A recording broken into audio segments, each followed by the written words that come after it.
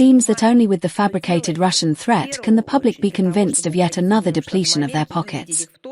Although we all understand that this is primarily done to appease the United States of America and convince them that Europe is ready to pay its share.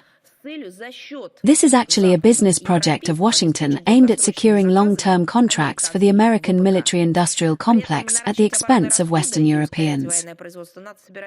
At the same time, NATO plans to increase defense spending and accelerate military production over 10 years until 2035.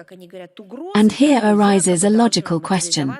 How then is this related to the Russian threat, as they say, which supposedly should materialize in 3, or 5, or 7 years? The tension was so high at the NATO summit meeting in The Hague, as if Russian troops were about to burst into their meeting room.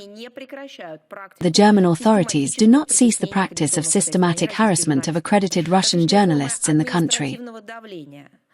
Various forms of administrative pressure, defamation, propaganda aimed at forming a derogatory attitude towards Russian journalists, all this is now applied not only to the media as legal entities, and not only does it affect journalists, but now also extends to their family members.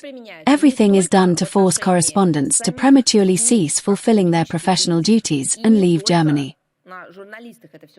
Now calls to the German side to stop the arbitrariness against media representatives and return to the honest fulfillment of their obligations concerning media freedom and ensuring pluralism of opinions are persistently ignored by Berlin.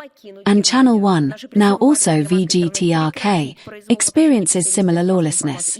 In connection with this, as we promised, retaliatory measures are being developed. In the near future, the German ambassador in Moscow will be summoned to the Ministry of Foreign Affairs of Russia and informed about them. The platform remains Istanbul, and thanks to Turkey for the hospitality and unwavering support of the negotiation process. As for the timing of the next round of direct Russian-Ukrainian negotiations, it is determined by the heads of delegations, the assistant to our country's President Vladimir Rostislavovich Medinsky and, from the Ukrainian side, Ukrainian Defense Minister Rustem Umerov. We categorically reject attempts to limit the legitimate rights of a sovereign state to a civil nuclear program through brute force.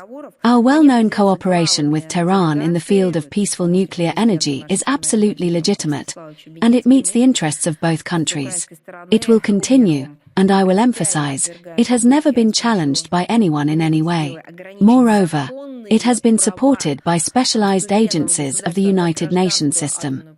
Regarding the prospects for cooperation with Iran as a whole, it will continue to develop productively in all areas in accordance with the 2025 Treaty on Comprehensive Strategic Partnership between the Russian Federation and the Islamic Republic of Iran. We hope that the serious damage to cooperation between Iran and the IAEA caused by the US-Israel bombings will eventually be restored, for which appropriate conditions must be created.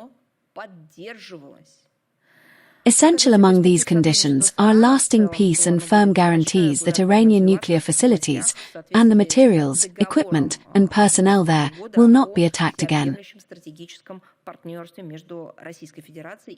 And the verification capabilities of the IAEA will not be used for purposes that are incompatible with international law,